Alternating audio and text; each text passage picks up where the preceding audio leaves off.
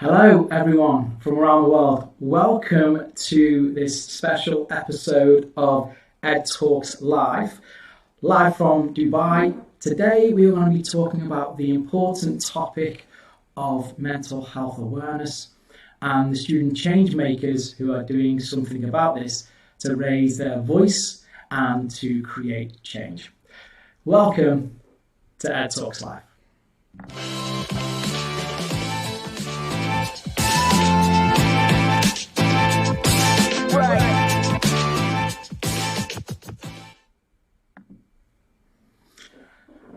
Hello everyone. So my name is Evo Hannan. I have been a teacher in Dubai for 20 years and I am the host of Ed Talks Live, a place where we bring together people from around the world to talk about the hot topics in education and further outside of the field in life as well. So let's have a closer look at the show. So today's show is all about student change makers in support of Mental Health Awareness Month, the month of May. And now this is obviously something that's really important, and we are joined by Sumedha, Sodhi, Jacky, Tellez, Shreya, Joshi, and Bill Cotter from Costa Rica. These great guests are going to be sharing their insights on the topic based on some of the work that they do. This show is partnered with Belouga, which you can find out more information. It's an online learning platform. You can find out more information at belouga.org. It's also partnered with the Same Here global mental health movement. Again, you can find out more information there on samehereglobal.org. So I'm going to welcome the guys in our staff room. Hello everyone, please feel free to turn your microphones on and say hello. Hello everyone. Morning everyone. Great. So guys, welcome to the show. Let's have a few quick intros. Starting with yourself, Sumedha. Yeah.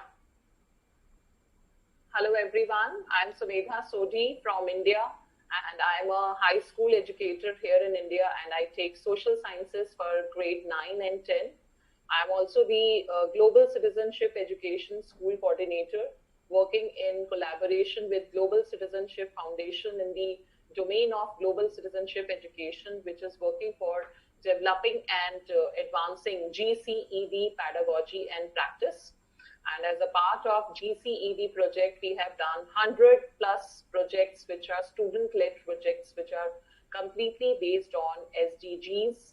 And recently, I have also launched my podcast channel, which is Edu Rockstar Talks Podcast, with a mission to empower educators to combat the challenges which were faced during the teaching learning process, especially in the remote learning atmosphere. And today I'm very excited to be part of the forum to talk about the student change makers. Looking forward to the session. Thank you. Thank you, Sumedha. Jacky. Hi, I'm Jacky Tellez. I'm from Mexico. I'm the principal of 4 schools in the innovation area. I'm also the co-founder of the NCMUN Foundation, which was created by my high school students. I am very, very happy to be here and to talk about such an important topic as it is mental health. Thank you. Thank you, Jacky. Shreya. Hello, I'm Shreya Joshi. I'm from New Jersey, and I'm a senior at Westminster Queensborough High School North, and will be attending Johns Hopkins University in the fall. I'm the co-founder and co-president of New You, a student-led organization that shares mindfulness strategies and raises mental health awareness in the educational community. Thank you. And last but not least, Bill. Hey, good morning, everyone. My name is Bill Cotter. I'm the Director of Programming at Student Shoulder to Shoulder. At Student Shoulder to Shoulder, we work with high school students and nonprofit partners around the world And we take high school students to work shoulder to shoulder with nonprofit partners to learn about ethical leadership, but also to learn about change makers who are working within their own communities. So it is a pleasure to be here this morning, and I love that we have a student voice in this episode as well. So thanks so much for having us here. Thank you very much, Bill. And obviously we are from all over the world, so it's great to see people tuning in from different time zones. We really appreciate the time you're giving to join us here. So thank you very much. So straight off the bat, let's look at the first question. Okay, so how much is mental health a priority in your school? Okay, mental health and mental health awareness is something that's just become more and more relevant as we start to see the impact it has, particularly over what's happened over the last 12 months. So how much of a priority is it in your schools? Maybe if you're watching this live or watching the replay, it's something worth discussing for your school and with your students as well. So Sumedha, tell us a little bit about your work with mental health and how it currently fits into what you do in the classroom. Yeah, so especially during the pandemic, we have seen that mental health issues have been cropping up, and it was becoming a topic all the more important than the normal days, because students were isolated, they were unable to meet their friends, teachers, they were learning virtually, and in virtual discussions, if there is no collaboration among the peer group and the teachers, so it was becoming really difficult for the students to cope up. So as teachers and as a school, we have incorporated a lot of such practices which helped in the mindfulness, which were related to social and emotional learning skills. And also many students came forward and they established their own student-led organizations. One such organization which is working in our school is Anubhuti. It is there on the Instagram and social media. Another is a Deeper Insight, which is working with the mental health issues especially during the adolescence. Also, some of our students came forward and they made mobile apps. And one such mobile app which is there available on Play Store and App Store is Leo, Let's Help Each Other. So there, all the students around the world, they collaborate and anonymously without revealing their identity. They can share their concern, challenges, problem, and the experts are also attached with the app which are offering solution to the students. Similarly, as educators, we have planned and integrated a lot of SEL and mindfulness activities into our curriculum. So before we start with the remote class virtually, first 10 minutes are devoted for the mental health of the child, asking about their wellness, their well-being, how are their families doing, how they are coping up with the pandemic. So through using chat box and talking in the virtual meetings, we send students to breakout rooms and we try to find out about their mental health situation. Also, the school is conducting a lot of orientation session for parents, for students on mental health awareness. Peer mentors have been allotted to the students so that at least one child is responsibly talking to the other child, talking about what is going on in the family, whether the child is facing any issues or is there any need which the child needs to be catered to. So, and a lot of collaborative projects are planned so that students do not feel isolated. In the class, there is a group of students who keep on talking to each other, but it is difficult in the remote learning atmosphere. So we send children to breakout rooms for collaborative discussion, and then using tools like Wakelet or Jamboard or Padlet, we asked what was discussed in the meeting so that we can see whether those breakout room discussions are actually fruitful or not. Also, every teacher is asked to conduct a Know Your Child presentations, where we have to give the complete information about each and every child, about the strengths, weakness, what are the hobbies of the child, what is the family background. So teacher is taking doing one-to-one discussion with the child to elicit this information and then present this information in the form of presentation in front of all the subject teachers so that every teacher in the school should be aware about each and every child. So these are few techniques that we have adopted to cater to the mental health of our students at the school where I'm working in. That's Thank you great. so much. I mean, thank you very much for sharing your insights there.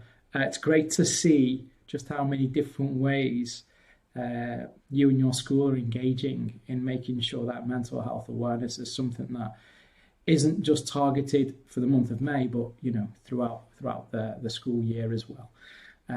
Thank you, Sumedha, for your insights. Jacky, how about yourself? Well, the school I work for, we have all the way through preschool to high school. So I truly believe that the beginning of getting the kids to have mental health awareness, the first thing that we work on is the values that every kid should have. And it's very important because now I don't want to say everybody, but it's been kind of forgotten.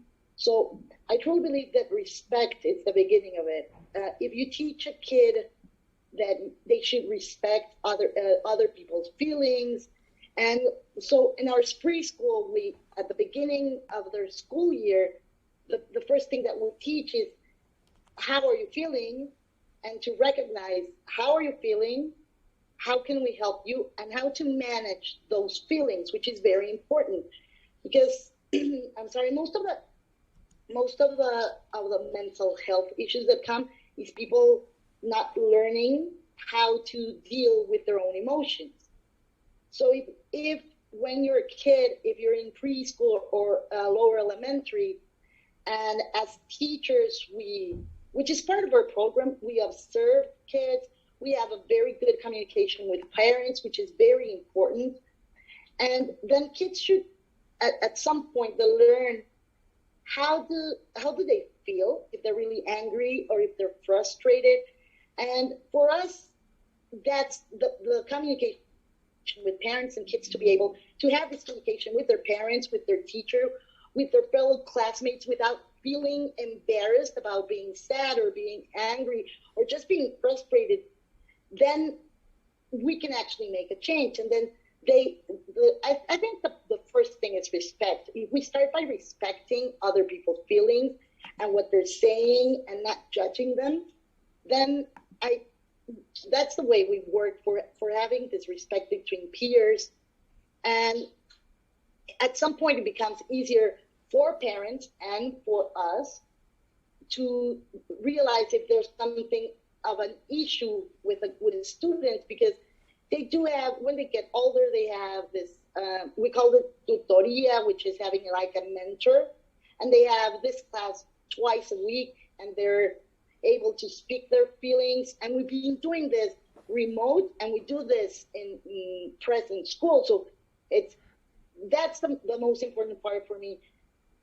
To actually create mental health awareness in the classroom is to start by teaching them how do they feel, to be able to acknowledge and to speak about it without being scared or embarrassed. Absolutely. And I think that stigma that you've just spoken about there, Jacky, is really important, because there's just more and more people who are suffering with some kind of mental health issue. And if we don't speak out about it, it can lead to much larger consequences, issues, even problems, So yeah, 100%. If you're tuning in, or if you're watching this on replay, consider some of the things that have just been mentioned by Sumedha and Jacky, and some of your own ideas, because this is not just something that affects students, it is something that affects adults as well. And if we can try and combat this as a community, we can make the world a much better place, a safer place for people to be more open and talk about such issues. Thank you very much, Jacky and Sumedha. So we're going to move on to just before we move on to the second question, Shreya, would you like to add anything more to the feedback? Yeah, so So for me, New You started about 5 years ago when our gifted and talented teacher, Dr. McClellan-Carley, put up a question on the whiteboard. So if you could tell your teachers one thing, but not directly, what would it be? And we noticed that a lot of the answers were related to stress, the effects of toxic stress, and a general lack of knowledge about coping strategies. And seeing these responses from our peers, we decided to research more into the effects of stress at our school and explore different coping strategies. So around the same time as we began doing this research, we found out that about 120 students from grades K through 12 in our school district were recommended for outside mental health evaluations, and out of those, 40 were hospitalized. So when we heard about this, we realized that we had to do something. And we started by learning mindfulness, just being in the present moment. And we realized that mindfulness was a really versatile strategy that could be applied to anyone and everyone's lives. And we began sharing coping strategies with our peers through workshops and sessions, and hosted wellness fairs to bring together members of our community to explore mindfulness. And as we were hosting workshops for our peers, we realized that it wasn't just the students that were dealing with stress. It was also the teachers and parents. So we began sharing mindfulness strategies and resources and speaking about the importance of mental health with teachers during professional development conferences, and then parents through our local PTSA meetings.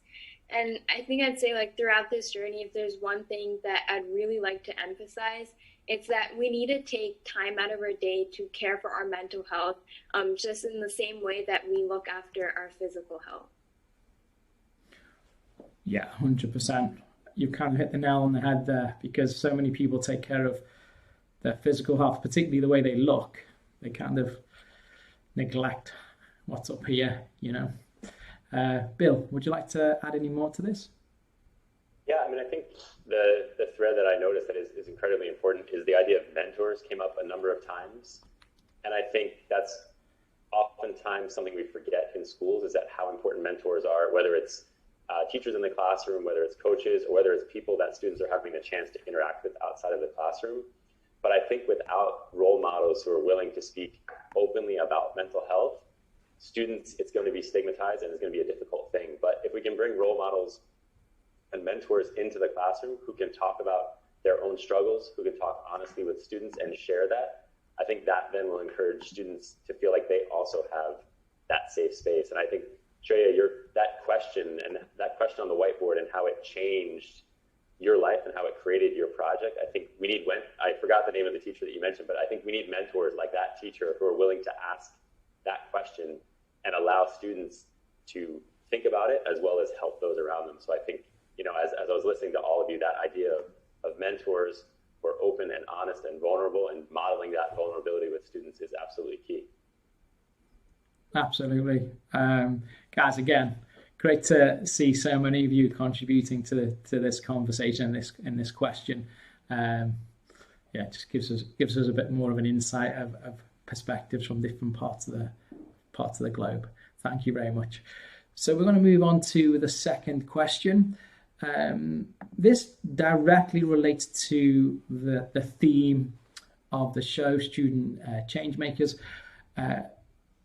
They've been mentioned a little bit in some of the feedback there, but we'd like to know what characteristics, what the positive characteristics that create these student change makers. We are going to jump to Shreya first. So I think two of the most important characteristics are empathy and passion. So for New You, we started off with this question on the whiteboard, and seeing our peers' responses and understanding them, that's really what made us begin our journey. And we just started off by trying to find something, a strategy that we could share with our peers to help them learn how to deal with the stressors that they were facing. And as we continued our project, our passion became sharing mindfulness with the community and trying to ensure that students, teachers, and parents learn about the importance of taking care of their mental health. And we are also very passionate about ensuring that everyone had access to mental health resources and were able to learn and apply healthy coping strategies in their own lives.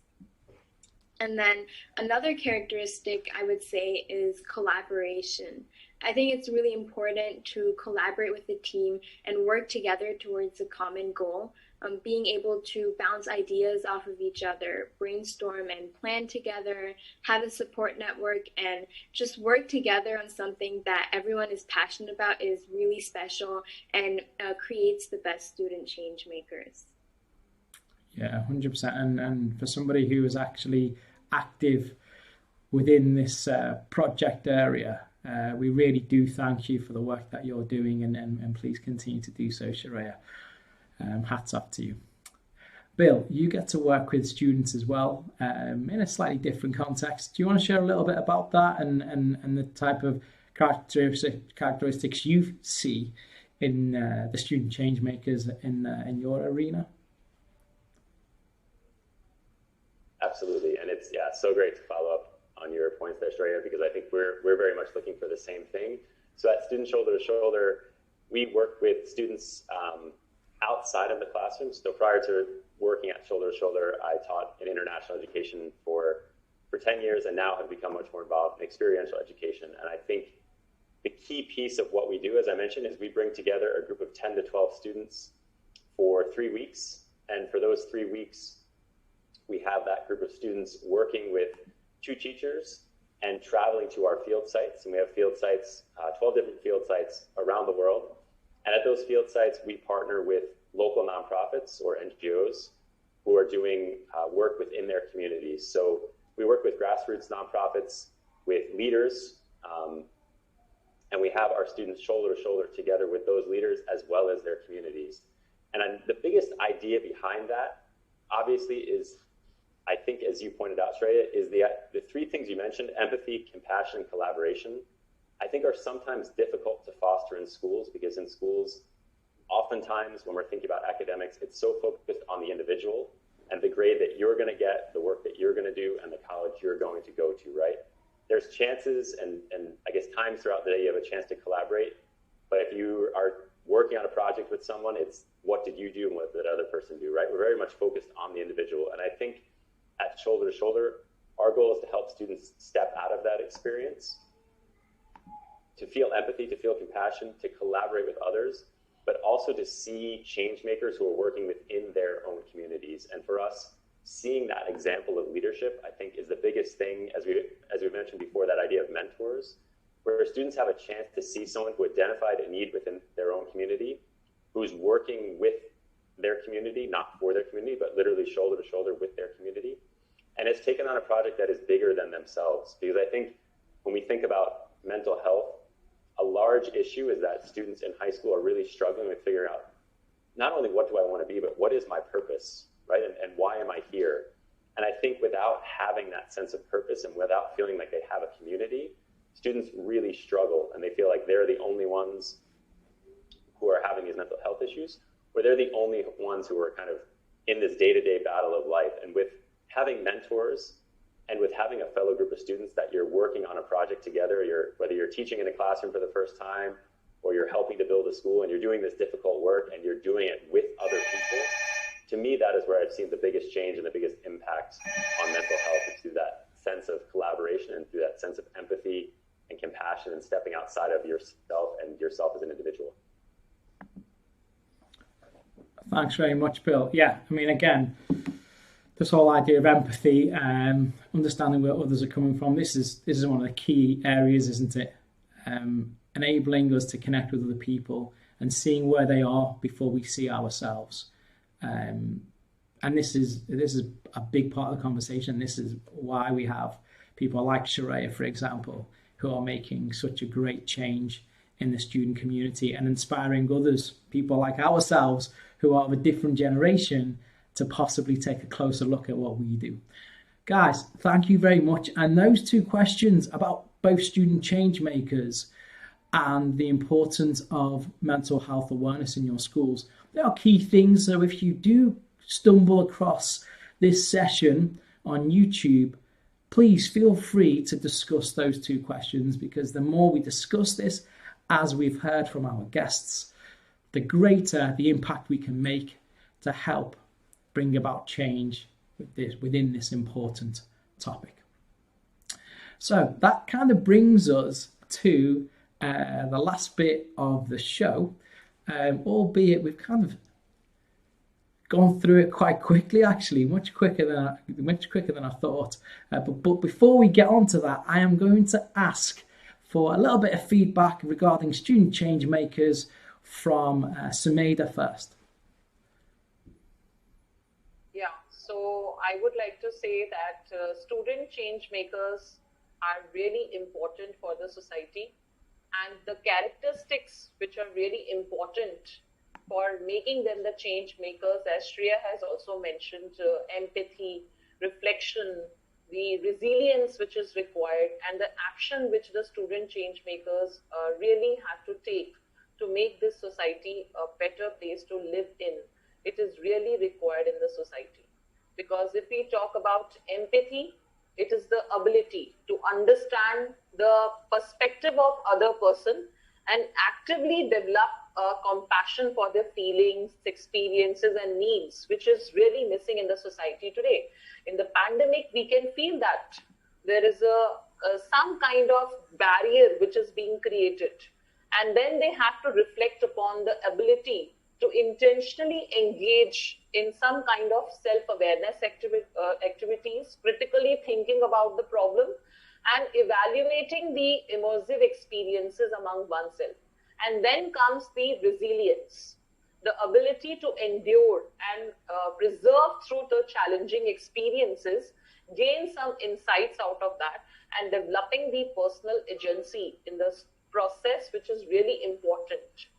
And the last thing is the action, where the student change makers are proactively planning and implementing activities to enrich oneself and build one's community and make this world a better place to live in.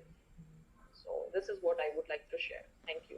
Thanks, Sumedha. Thank you very much. I love your passion. Jacky, would you like to add any final thoughts? Well, after listening to everybody, that has been amazing, listening to from all of you, I realized, like, just listening to you, that at some point, I'm thinking of this as a perspective, on the perspective of a teacher, which is amazing to listen to a student, because what I've learned, let's say, about this is most of the times, as Bill says, kids need mentoring, but us as teachers sometimes forget, and I truly believe that when our kids get to high school, we start treating them as adults, and at some point you have to choose a college, you have to know what you're going to go and study, what are you going to master in, or what are you going to minor in. And then us as teachers, I truly think that for them to be able to be really student change makers is for us to be right there with them and to support them and to listen to them, which is very important for kids at any age to feel listened.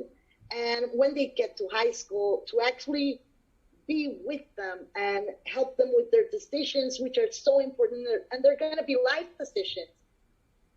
So if us as teachers can mentor at least one of our students, then I think we did a good job. And I know there's a lot of teachers like this, but sometimes we just forget. We are stressed, we have a lot of work, we have a lot of things to grade, and then we forget that these are not adults we're talking to. These are kids who are making decisions that are going to affect their lives, and that our main job is to listen to them and to guide them through whatever they're going through. And of course, which is going to sound extremely teacher of me, but we do have to take into account that we do still need disciplines in school. We cannot let them just be whoever they want, whenever they want. The kids need discipline. They need to be listened. They need to learn their values, and then we can be sure that they're not only going to be student change makers, but they're going to be human world makers, and they're actually going to make our world a better world. And that's what I think is the most important part of it. Being a teacher means listening, helping, and guiding students to get them to be there and to actually get to their full potential, which is a lot for all of them. It is, and it makes it one of the most noble professions in the world, right? The fact that you are essentially influencing the innovators, change makers, leaders of tomorrow to make the world a better place. Absolutely, Jacky. Thank you very much for sharing that. So we've heard a lot of insights about mental health awareness, student change makers, the whole topic of why we need to take this a little bit more seriously. Now it's time for a little bit of a quiz to see if the guys in the room know a little bit more about mental health and mental health awareness. This is the bit where I get to have a lot of fun.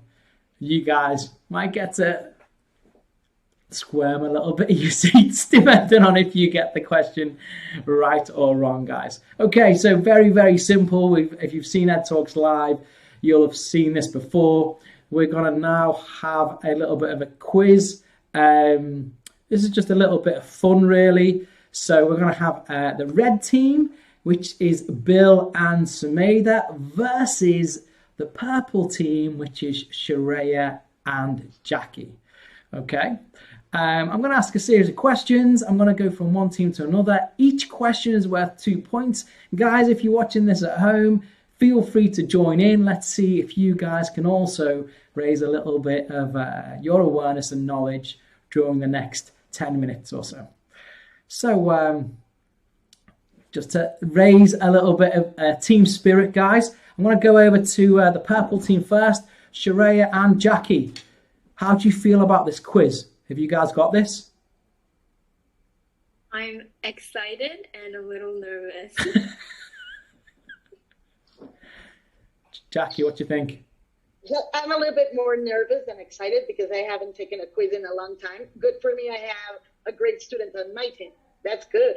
Absolutely. But she's been doing quizzes more than me. She's probably already got the answers, to be honest, in a previous quiz that she's written.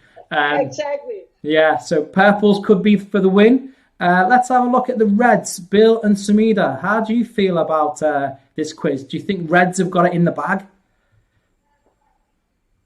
I'm excited for the quiz and looking forward with my partner, William. Let us see who wins. Bill, what do you think? Yeah, I agree though. I think with the student on the other team, we might be behind here. It's been a while since I've taken it. I like it, guys. So Shreya is going to be that key indicator. Which way is it going to swing? Let's give it a go. So purples are going to go first, okay? So what we're going to do is we're going to start with some fairly simple questions. If you get it wrong, I'm going to give you some tolerance on this because it's going to be quite difficult to get it perfectly right. So I'm going to give you a 5-year tolerance on this answer. And if you don't get it right, I will pass it to the other team. So we'll go from purples first, Shreya and Jacky. And if you don't get it right, I'll be passing it on to Bill and Sumedha, the red team.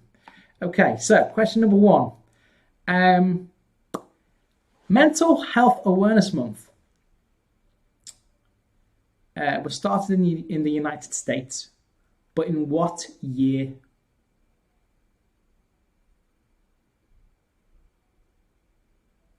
Guys, you've got about 10 seconds. Please feel free to confer. What do you think about like the late 1990s, somewhere around there? I was going to say about the same thing. So yeah, probably 1998, 1999, kind of there. Okay. Let's go with maybe 1998. 1998. Okay. So yeah, you could swing 2 ways, so you've almost got a decade to play with. I will be passing it on to the Reds. Whoa.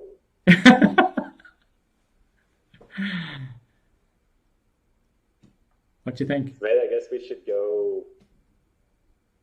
Maybe we should go higher then.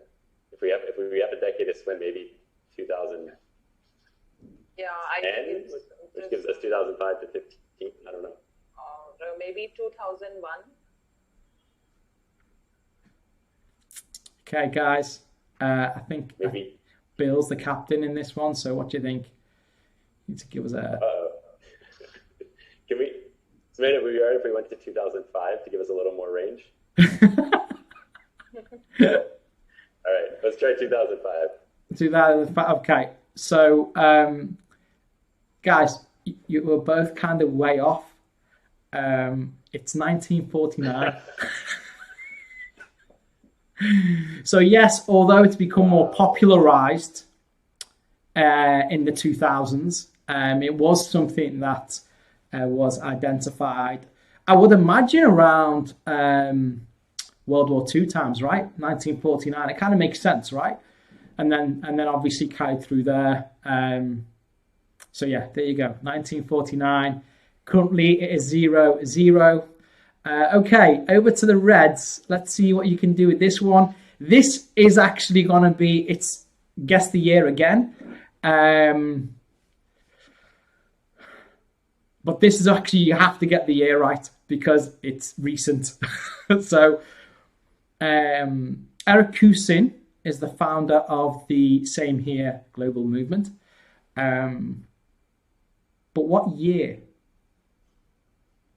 Goes to the Reds first.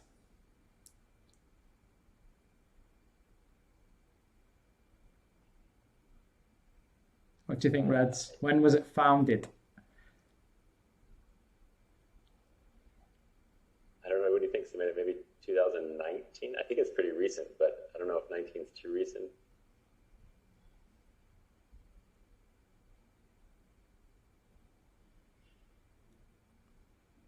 Sumedha, what do you think? Bill needs a bit of your help here. Please don't use Google, by the way. I think maybe it is 2010. Okay. What's it? All right, I want the last one, so we'll have to go. Final I got answer. to choose the last time, so we'll let Sumedha make the final. Sumedha, yeah, okay. Yeah, 2010. 2010. Okay, guys, it's going over to the Purples. Come on, Purples. I remember that Belouga was founded like 3 years ago. So I think maybe like 2018. I think it's I'm struggling between 2017 and 2018, but I think it's 18. Okay. I just give the class. Well, not me, but I show them the class, and I can't remember. But I think it's 18. Okay. Let's go with 2018. Okay, guys. I am actually going to give the Purples the 2 points. It's 2017, but I mean, you guys were tossing between 2017 and 2018. So, Purples, congratulations, you are off the mark. You got the 2 points. Well done, guys. Okay, next question. I'm going to add a couple more questions just to, I want to give Reds a bit more of a chance, you know what I mean, to get back in the game. So this is just based on data, okay? So data from the Organization for Economic Cooperation and Development, okay? So this is a data set that you can find on the internet. It is regarding data that is a few years old. It's actually back in 2017. So it would be much different now, but I didn't want to find something that I had to dig too much for in case people who are watching the show want to get hold of it. And you can get hold of this just by typing in mental health data and it comes up on Google. So estimated prevalence of mental disorders amongst the population under 20 years old in 2017. Okay, so under 20 years old. So to the Purples, is that right? Am I going to, yeah, the Purples. What country do you think has the biggest impact for youth under 20 years old for mental disorders mental health issues? I'm not really sure, but I do know that Finland is the country that has more suicides in young people. So probably it's going to be around that. I know that specific fact, but I don't know which country has more mental health issues in the world, like for kids 20. Yeah. But I think it should be. Yeah. Shreya, do you know? I'm not sure. I know that the World Health Organization has said that by 2030 that death by suicide will be the second leading cause in teens, but I'm not entirely sure about what country. So same situation as you. So guys, just so we should. Yeah, just have a go. Remember, it's the issues. It's not suicides. We're just talking about the general issues as a proportion of the population. So don't go by the largest population. It's based on a proportion of the population. So what do you think?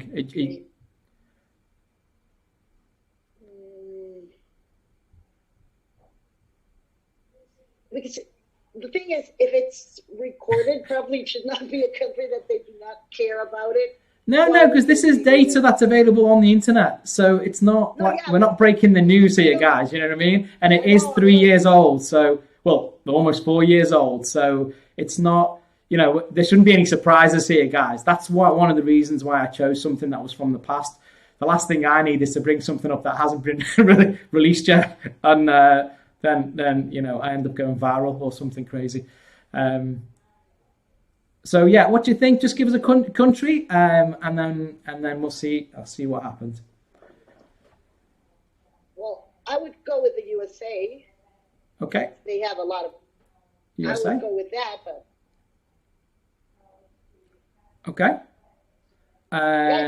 Okay. So the USA. Okay, I'm going to pass it over to the Reds. Yeah, even I would like to go with USA. Sumedha, it can't be the USA, otherwise I wouldn't have passed it over. I passed it over because it's not the USA. I know it's.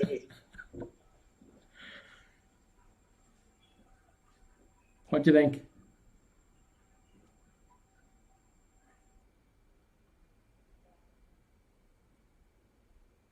I have no idea.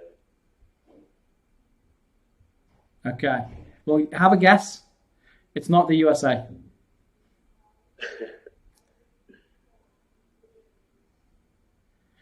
Give us that. What do you think, Sumedha? Yeah. Nigeria. Have to speed you up on this one, guys, because we're going to run over time otherwise.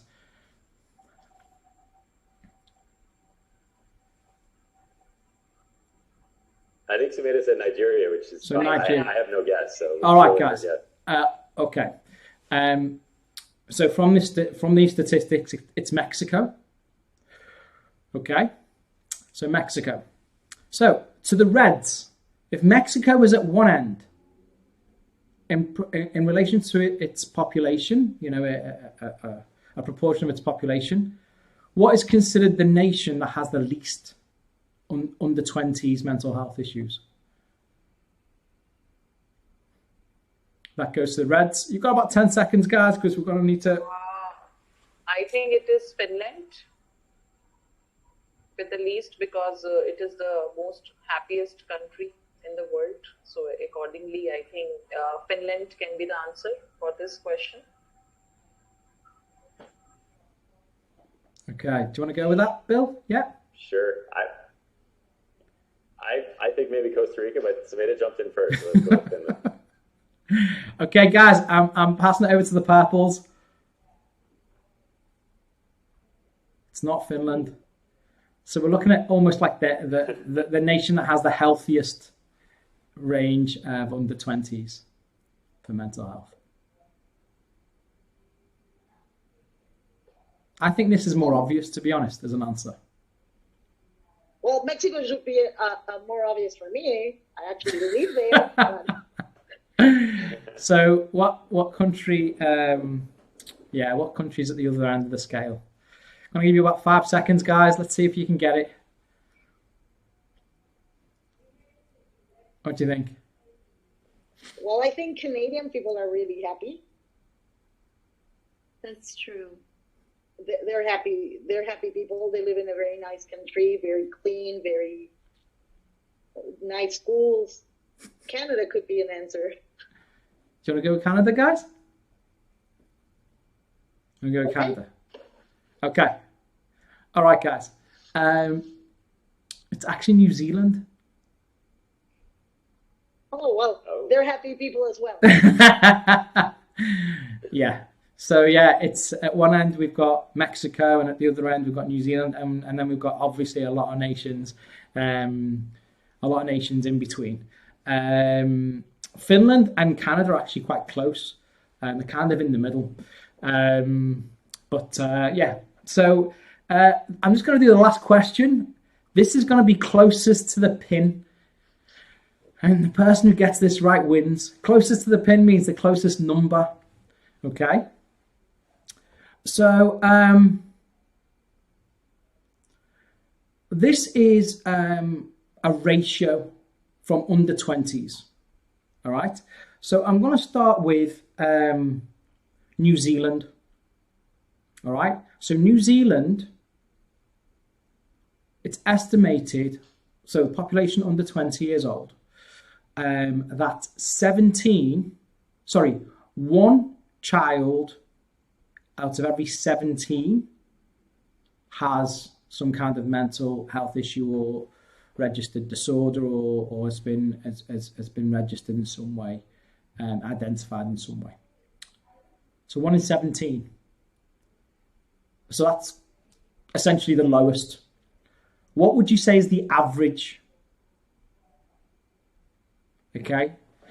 So what would you say is the average across the nations on this chart?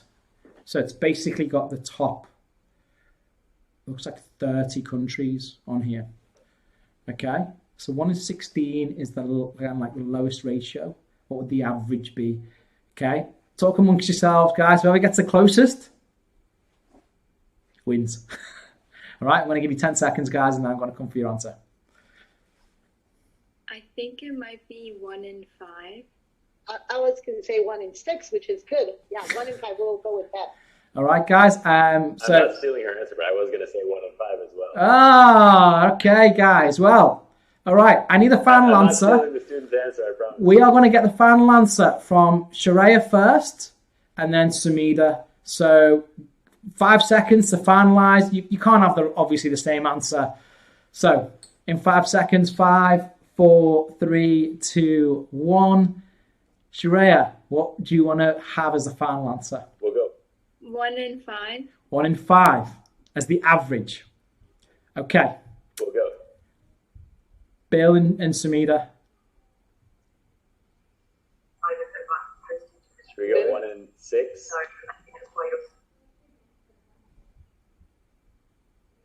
Yeah, do you want to do that, Sumedha? You want to go for 1 in 6? 1 in 6. Okay, guys. So it is actually 1 in 9. Okay. So congratulations to the Reds. You just stole the win at the end there. Guys, thank you very much for taking part in this show and in the quiz. I really do hope we get to connect sometime in the future. Jacky, Bill, Sumedha, and Shreya, you're doing fantastic work. Keep promoting positivity and doing what you do. It's absolutely awesome. And we really appreciate your time, guys. I'd just like to also thank Belouga and Same Here for partnering to bring this show to life. Without you guys, this wouldn't have happened. So thank you very much.